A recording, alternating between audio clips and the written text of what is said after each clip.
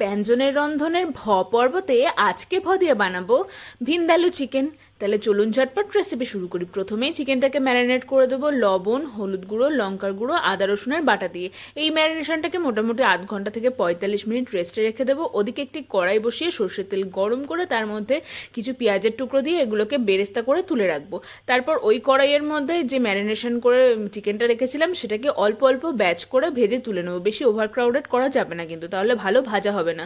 এবার সব চিকেনগুলো ভাজা হয়ে গেলে ওই তেলের মধ্যে আবারও কিছু পেঁয়াজের টুকরো দিয়ে দেবো, তার মধ্যে আদা রসুনের বাটা দিয়ে দেবো, লবণ, হলুদ, লঙ্কা গুঁড়ো পরিমাণ মতো দিয়ে দেবো। তারপর ভেজে রাখা চিকেনগুলো দিয়ে ভালো করে এটাকে কষিয়ে নেবো। ওদিকে একটা পেস্ট বানিয়ে নেবো চার মগজ, কাজু বাদাম, বেরেস্তা আর টক দই দিয়ে। তারপরে ওই পেস্টটাকে কষানো মাংসের মধ্যে দিয়ে দেবো, দিয়ে আর একটু কষিয়ে নিয়ে অল্প একটু জল দিয়ে দেবো। তারপর এটাকে ঢাকা দিয়ে কিছুক্ষণ রান্না করবো। তারপর ঢাকনা খুলে গরম মশলা ছড়িয়ে নিলেই কিন্তু রেডি আপনাদের ভিন্দালু চিকেন। গরম গরম রুটি পরোটার সাথে সার্ভ করুন।